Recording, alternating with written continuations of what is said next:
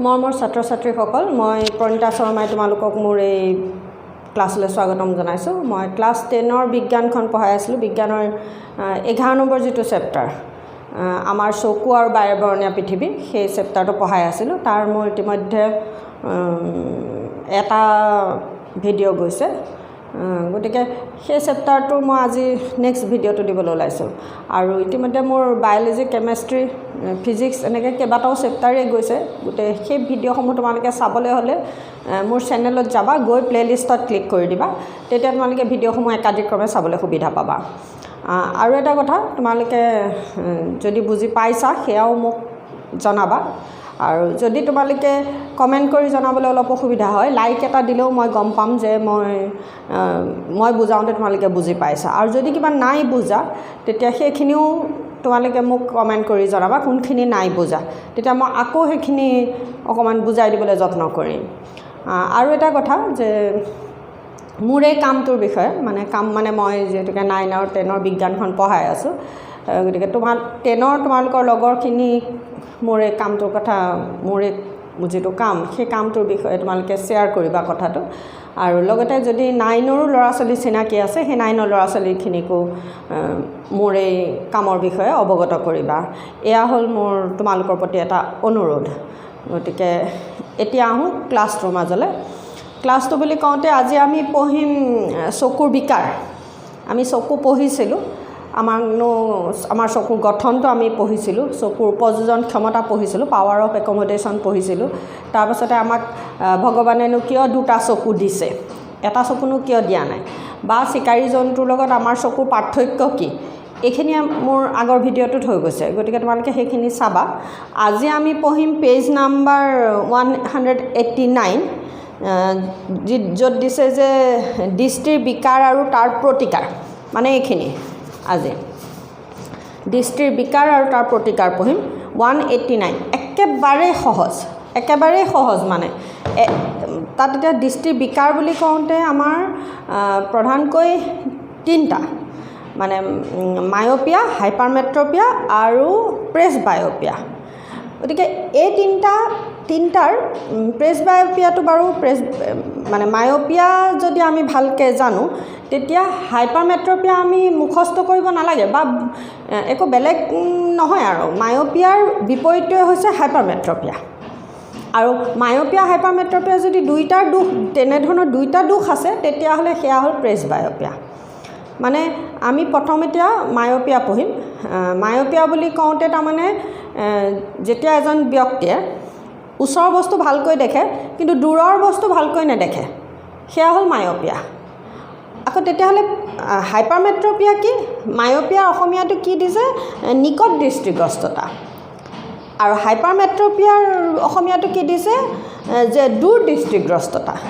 এই অসমীয়াকেইটা অকণমান মানে কিতাপত আছে যেতিয়াতো লাগিব, কিন্তু হ'লেও মায়'পিয়া, হাইপাৰমেট্ৰপিয়া আৰু প্ৰেছ বায়'পিয়া এই শব্দকেইটা ভালকৈ জানিব লাগিব। মায়'পিয়া কি ক'লোঁ?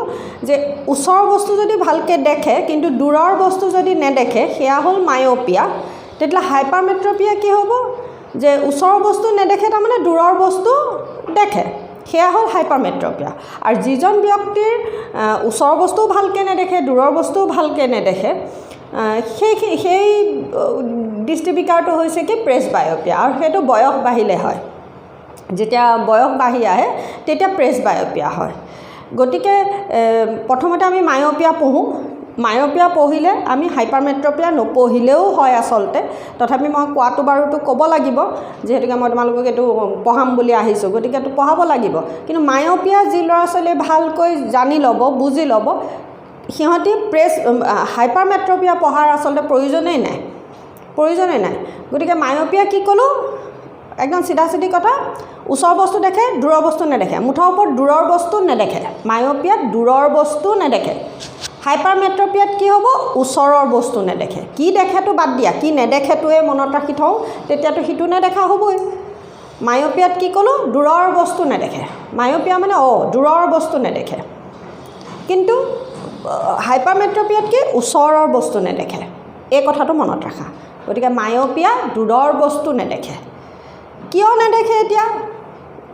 তাৰমানে তেখেতৰ যিটো দূৰবিন্দু আছিলে, যিজন মানে আমাৰ দৃষ্টি পৰিসৰটো কি আছিলে প্ৰায় 25 চেণ্টিমিটাৰৰ পৰা অসীমলৈকে আছিলে যিটো আমাৰ দৃষ্টি পৰিসৰ এজন সুস্থ মানুহৰ দৃষ্টি পৰিসৰ কি প্ৰায় 25 চেণ্টিমিটাৰৰ পৰা অসীমলৈ প্ৰায় 25 চেণ্টিমিটাৰটো হ'ল নিকট বিন্দু নিয়াৰ পইণ্ট আৰু অসীম বিন্দুটো কি আছিলে ফাৰ পইণ্ট দূৰ বিন্দু গতিকে আমাৰ দৃষ্টি পৰিসৰটো প্ৰায় 25 চেণ্টিমিটাৰৰ পৰা তাৰমানে অসীমলৈকে সেয়া হ'ল আমাৰ দৃষ্টি পৰিসৰ গতিকে যিজন ব্যক্তিয়ে দূৰৰ বস্তু নেদেখে মানে মায়োপিয়াৰ দুখ আছে তেখেতেতো দূৰৰ বস্তু নেদেখে মানে কথাটো হ'ল কি তেখেতৰ যিটো দূৰবিন্দু আছিলে যিটো অসীমত তেখেতৰ দূৰবিন্দু হ'ব লাগে সেই দূৰবিন্দুটো অসীমত নাই তাৰমানে অসীমৰ পৰা কি হৈছে কিছু ওচৰ চাপি আহে ওচৰত থাকে যাৰ বাবে তেওঁ দূৰৰ বস্তুবোৰ ভালকৈ দেখা নাপায় আৰু তেতিয়া সেই দূৰৰ পৰা অহা পোহৰ ৰশ্মি যে মই আগতে কৈছোঁ যে যেতিয়া অসীমৰ পৰা পোহৰ ৰশ্মি আহিব বুলি ধৰিম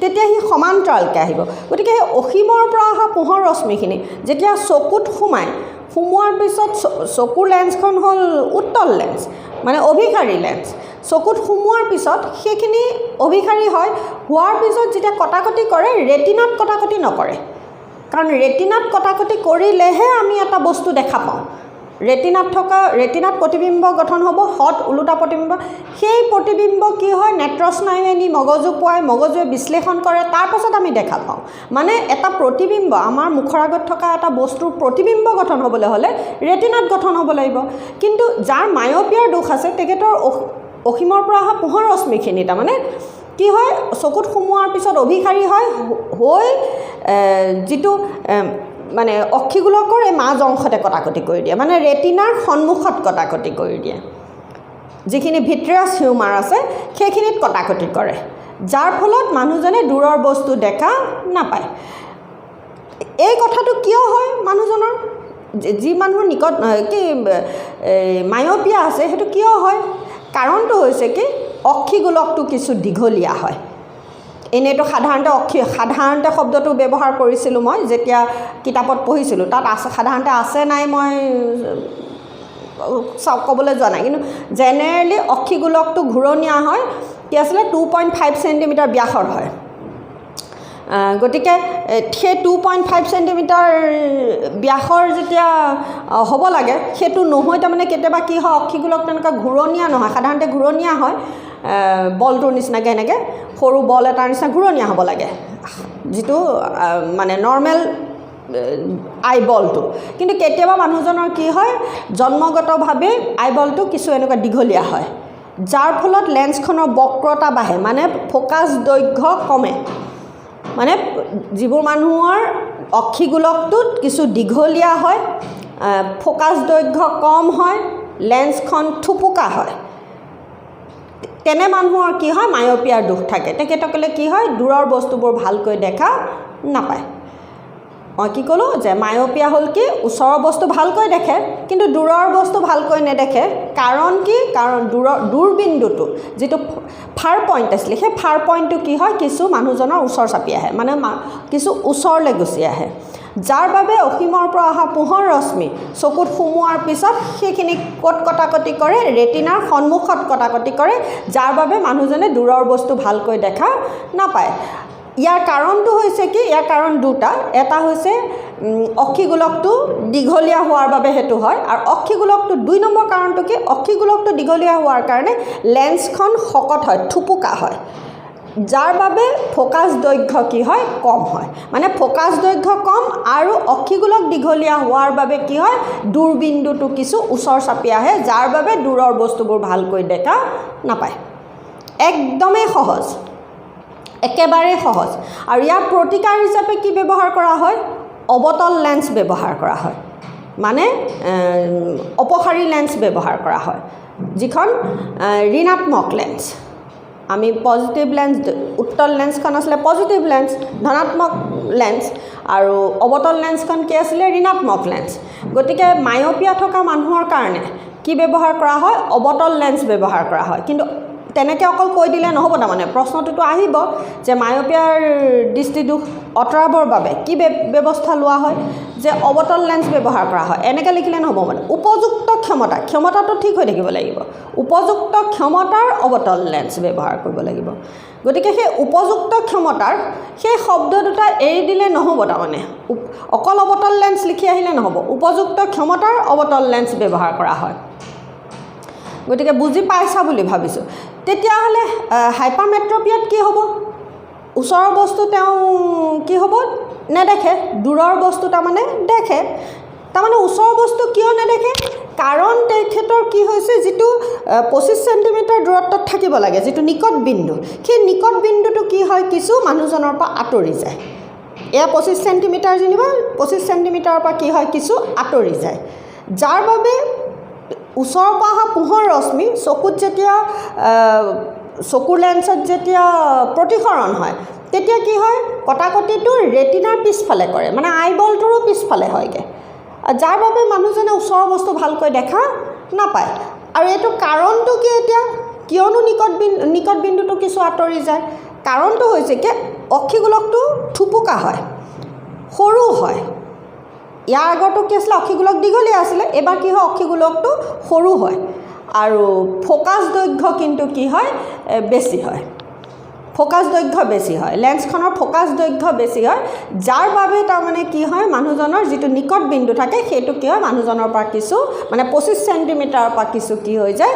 আঁতৰি যায় যাৰ বাবে তেখেতে কি হয় ওচৰৰ বস্তু ভালকৈ নেদেখে কিন্তু দূৰৰ বস্তুবোৰ কি হয় ভালকৈ দেখে একেবাৰে সহজ মানে মায়োপিয়াৰ উভতাটো হ'ল হাইপাৰমেট্ৰপিয়া গতিকে ইয়াত কি ব্যৱহাৰ কৰা হ'ব যদি মায়োপিয়াত আমি অৱতল লেন্স ব্যৱহাৰ কৰিছিলোঁ ঋণাত্মক লেন্স ব্যৱহাৰ কৰিছিলোঁ ইয়াত কি ব্যৱহাৰ কৰিব লাগিব ইয়াত মানে হাইপাৰমেট্ৰপিয়াত উত্তল লেন্স উপযুক্ত ক্ষমতাৰ উত্তল লেন্স ব্যৱহাৰ কৰা হয় গতিকে যেতিয়া উপযুক্ত ক্ষমতাৰ উত্তল লেন্স ব্যৱহাৰ কৰা হয় তেতিয়া কি হয় লেন্সখনে পোহৰ ৰশ্মি এটা সঠিক ৰূপত প্ৰতিসৰণ ঘটায় যাৰ ফলত প্ৰতিবিম্ব আহি ক'ত গঠন হয় ৰেটিনাত গঠন হয় গতিকে এয়া হ'ল মায়োপিয়া আৰু হাইপাৰমেট্ৰপিয়া একেবাৰেই সহজ আৰু যি মানুহৰ দুইটা দৃষ্টি দোষ থাকে মানে যেতিয়া বয়স বাঢ়ি অহাৰ লগে লগে কি হয় চিলিয়াৰী পেশীবোৰ কিছু দুৰ্বল হ'বলৈ আৰম্ভ কৰে চকুৰ যিখিনি চিলিয়াৰী পেশী সেই চিলিয়াৰী পেশীয়ে কি কৰে চকুৰ ফোকাছ দৈৰ্ঘ্য নিয়ন্ত্ৰণ কৰি থাকে গতিকে চিলিয়াৰী পেশীবোৰ দুৰ্বল হৈ অহাৰ লগে লগে মানে বয়স বঢ়াৰ লগে লগে পেশীবোৰ অকণমান মানুহৰ দুৰ্বল হ'বলৈ আৰম্ভ কৰে গতিকে চিলিয়াৰী পেশীও কিছু দুৰ্বল হয় যাৰ ফলত তাৰমানে ওচৰৰ বস্তু মানুহজনে ভালকৈ নেদেখা হয় মানে যিটো নিকট বিন্দু আছে সেইটো মানুহজনৰ পৰা কিছু 25 চেণ্টিমিটাৰৰ পৰা কিছু আঁতৰি যায় আৰু দূৰ বিন্দু যিটো আছিলে ফাৰ পইণ্ট আছিলে সেইটো কি হয় কিছু ওচৰ চাপি আহে যাৰ ফলত মানুহজনে ওচৰৰ বস্তুও ভালকৈ নেদেখা হয় আৰু দূৰৰ বস্তুও ভালকৈ নেদেখা হয় আৰু এই ধৰণৰ বিকাৰটো আঁতৰাবৰ কাৰণে এই বিকাৰটোকে তাৰমানে প্ৰেছ বায়'পিয়া বুলি কোৱা হয় আৰু এই ধৰণৰ বিকাৰ আঁতৰাবলৈ হ'লে তাৰমানে উত্তল লেন্সো ব্যৱহাৰ কৰিব লাগিব অৱতল লেন্সো ব্যৱহাৰ কৰিব লাগিব গতিকে ডিফোকাছযুক্ত লেন্স ব্যৱহাৰ কৰা হয় মানে বাইফোকেল লেন্স ব্যৱহাৰ কৰা হয় এই বাইফোকেল লেন্সত কি হয় এই যে এনেকুৱা ঘূৰণীয়া থাকে এতিয়া মই পিন্ধি থকাযোৰ এই তলৰ ঘূৰণীয়া অংশটো হ'ল তাৰমানে উত্তল অংশ ওপৰৰ অংশটো কি হয় অৱতল অংশ মুঠৰ ওপৰত উত্তলো ব্যৱহাৰ কৰে অৱতলো ব্যৱহাৰ কৰে উত্তল লেন্স তলৰ অংশটো ঘূৰণীয়া অংশটো কিহৰ কাৰণে ব্যৱহাৰ কৰে ওচৰৰ বস্তু চাবৰ কাৰণে আৰু অৱতল অংশটো কিহৰ কাৰণে ব্যৱহাৰ কৰে দূৰৰ বস্তু চাবৰ কাৰণে ব্যৱহাৰ কৰে মুঠৰ ওপৰত একেখন লেন্সতে উত্তল আৰু অৱতল দুইখন লেন্স লগ লগোৱা হয় আৰু তেনে লেন্সক কি বুলি কোৱা হয় বাইফোকেল লেন্স বা কি কয় ডিফোকাছযুক্ত লেন্স বুলি কোৱা হয় গতিকে এয়াই হ'ল মায়োপিয়া হাইপাৰমেট্ৰপিয়া আৰু প্ৰেছ বায়'পিয়া একেবাৰেই সহজ বাৰে বাৰে কৈছোঁ গতিকে এইখিনিতে আছে কিতাপখন পঢ়িবা তোমালোকে ছবিকেইটাতো লাগিব এয়া এই ওপৰৰ এই ছবিটোৰ দৰকাৰ নাই তেনেকৈ এইফালেও ইয়াত এই প্ৰথমৰ ছবিটো মই ভাবিছোঁ দৰকাৰ নাই যদি মায়োপিয়াৰ চিত্ৰ আঁকা বুলি কয় এই তলৰ দুটা আঁকিলেই হ'ল আৰু যদি হাইপাৰমেট্ৰপিয়া বুলি কয় এই তলৰ দুটা আঁকিলেই হ'ল গতিকে প্ৰথমটো হৈছে বিকাৰটো এইটো মাজৰ যিটো চিত্ৰ তাৰমানে এইটো হ'ল বিকাৰটো আৰু এয়া হ'ল প্ৰতিকাৰটো তেনেকৈ ইয়াত কি দিছে এইটো হ'ল বিকাৰটো আৰু এয়া হ'ল কি প্ৰতিকাৰ মানে ধুনীয়াকৈ চোৱা এইটোত কি দিছে দেখিছা ন অক্ষিগোলকটোৰ ভিতৰ মাজত কটাকটি কৰিছে মায়োপিয়াত মানে ৰেটিনাৰ সন্মুখত কটাকটি হ'ব ইয়াত কি হ'ব ৰেটিনাৰ পৰা পিছফালে কটাকটি কৰিব গতিকে ইয়াত আমাৰ নিকট বিন্দুৰ পৰা আহিব, ইয়াত এইটো অসীমৰ পৰা আহিছে, গতিকে সমান্তৰাল ৰশ্মি দেখুৱাইছে। একেবাৰে সহজ তাৰমানে। চিত্ৰকেইটাও বেছি চিন্তা কৰি থাকিবলগীয়া চিত্ৰ নহয়, মানে চিত্ৰ আমি নিজে আঁকিম, মানে যি বুজিছোঁ সেয়াৰে চিত্ৰ আঁকিম। গতিকে মই কিতাপখন এতিয়া নপঢ়োঁ আকৌ দেই। মায়'পিয়া আৰু কি হাইপাৰমেট্ৰপিয়া। এতিয়া মায়'পিয়াত কি আছিলে? মায়'পিয়া আৰু ইটো কি দিলে? হাইপাৰমেট্ৰপিয়া। Hypermetropia, hypermetropia. মায়'পিয়াত কি হয়? দূৰৰ বস্তু নেদেখে, মুঠতে দৃষ্টিদোষটো কি? দূৰৰ নেদেখে মুঠতে। ইয়াত কি হ'ব? ওচৰৰ নেদেখে, ওচৰৰ বস্তু নেদেখে। ইয়াত ওচৰৰ বস্তু নেদেখে। কথাটো হ'ল সেয়া, হ'লনে? ইয়াত কি হয়? কাৰণ কি বুলি ইয়াত কি হ'ব? যিটো দূৰবিন্দু আছিলে, দূৰবিন্দুটো কি হয়? ওচৰ চাপি আহে। 1 নম্বৰ কথা এইটো। 2 নম্বৰ কথা কি ক'লোঁ? দূৰবিন্দু কি হ'ব?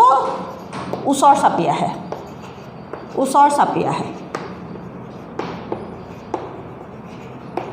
ইয়াত কি হয়? যিটো নিকট বিন্দু আছিলে, নিয়াৰ পইণ্ট যিটো, নিকট বিন্দুটো কি হ'ব? আঁতৰি যাব। এইটো ওচৰ চাপি আহিব নহয়, ইয়াত কি হ'ব? আঁতৰি যায়। ইয়াত আঁতৰি যায়। আকৌ ক'ৰ পৰা আঁতৰি যায়? 25 চেণ্টিমিটাৰৰ পৰা আঁতৰি যায়। 25 চেণ্টিমিটাৰ মুঠত আঁতৰি যায়, হ'লে? তাৰপাছতে ইয়াৰ এইটো কিয় হয় বুলি কৈছে? এইটো কিয়নো হয়? দূৰবিন্দুটো কিয় ওচৰ চাপি আহে? প্ৰথম কাৰণটো হৈছে কি? যে অক্ষিগোলকটো দীঘলীয়া, মুঠতে অক্ষিগোলক দীঘলীয়া, ই দীঘলীয়া, মুঠতে দীঘল হয়। আৰু ইয়াত কি হয়? 1 নম্বৰ কাৰণটো অক্ষিগোলক সৰু হয়, মুঠতে এইবোৰ ইমান লিখি দিয়ে, অক্ষিগোলক সৰু হয়, হ'লে? তাৰপাছত 2 নম্বৰ কাৰণটো ইয়াত কি ক'লে? ফ'কাছ দৈৰ্ঘ্য, যিটো এফৰ ভেলু, ফ'কাছ দৈৰ্ঘ্য কি হয়? কম হয়। এফৰ মান তাৰমানে ফ'কাছ দৈৰ্ঘ্য, এফ মানে ফ'কাছ দৈৰ্ঘ্য পঢ়িছিলোঁ।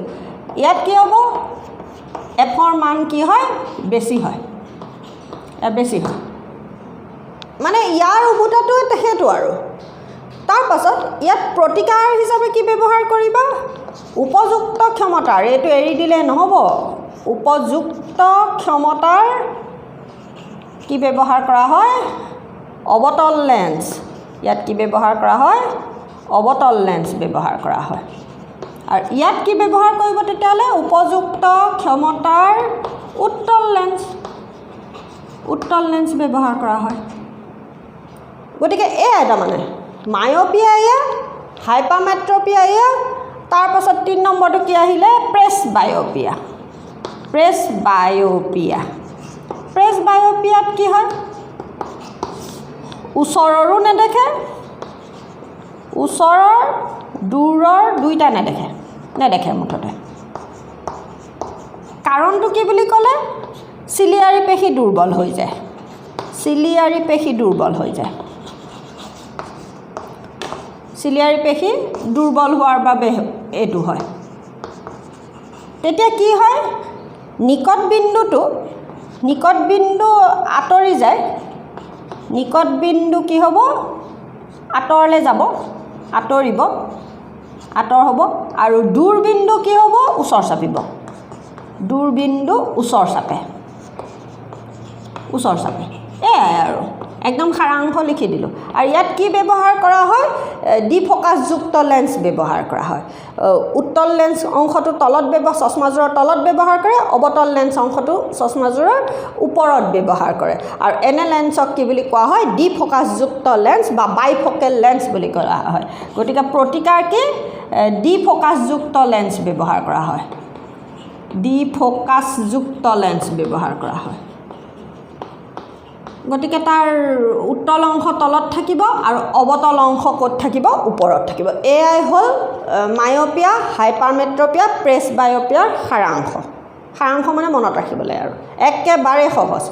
অকল মায়'পিয়া পঢ়িবা ভালকৈ, তেতিয়া হাইপাৰমেট্ৰপিয়া পঢ়াৰ কথাই নাহিলে আৰু কথা দৰকাৰেই নাই তাৰমানে নপঢ়িলেও হয় আৰু মায়'পিয়াটোৰ পৰাই যদি হাইপাৰমেট্ৰপিয়া হয় তাৰ উভতাটো চিন্তা কৰি লিখিলেই হ'ল এটাকে ভালকৈ বোলে পেল মুখস্থ কৰি নাথাকোঁ মানে মায়'পিয়াগ্ৰস্ত মানুহে ওচৰৰ বস্তু দেখে দূৰৰ বস্তু দেখে ওচৰৰ বস্তু দেখে দূৰৰ বস্তু নেদেখে এনেকৈ মুখস্থ কৰি থাকিবা গণ্ডগোল হ'ব মায়'পিয়াত মুঠতে দূৰৰ বস্তু নেদেখে হাইপাৰমেট্ৰপিয়াত ওচৰৰ বস্তু নেদেখে কি দেখেতো আমাক দৰকাৰ নাই বিকাৰহে পঢ়িছোঁ মায়'পিয়াগ্ৰস্ত মানুহে দূৰৰ বস্তু নেদেখে মানে ওচৰৰ বস্তুটো দেখিব তেতিয়াহ'লে হাইপাৰমেট্ৰপিয়াৰ মানুহে কি হ'ব মায়'পিয়াত যদি দূৰৰ নেদেখে তেতিয়াহ'লে হাইপাৰমেট্ৰপিয়াত কি হ'ব ওচৰৰ নেদেখে কথাটো ইমানেই গতিকে মায়'পিয়া আৰু হাইপাৰমেট্ৰপিয়া এটা ভালকৈ পঢ়িবা তেতিয়াই বাকীকেইটা হৈ যাব বুলি মই ভাবিছোঁ তাৰপাছত এতিয়া চিত্ৰটোত কি হ'ব ইয়াত কি হয় তাৰমানে মায়'পিয়াত কি হ'ব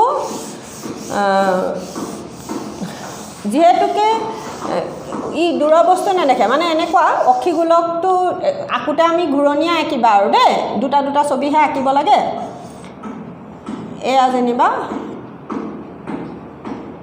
এইখন লেন্সখন আমাৰ চকুৰ লেন্সখন উত্তল লেন্স এতিয়া মোৰ ছবি হেৰি হ'ব মই ই যিহেতুকে দূৰৰ বস্তু নেদেখে নহয় দূৰৰ কথাটো আহিছে দূৰৰ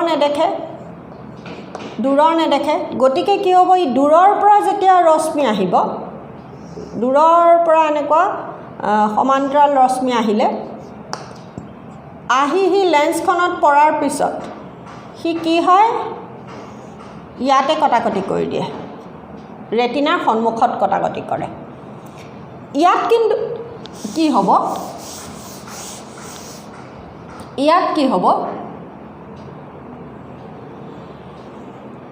এয়া যেনিবা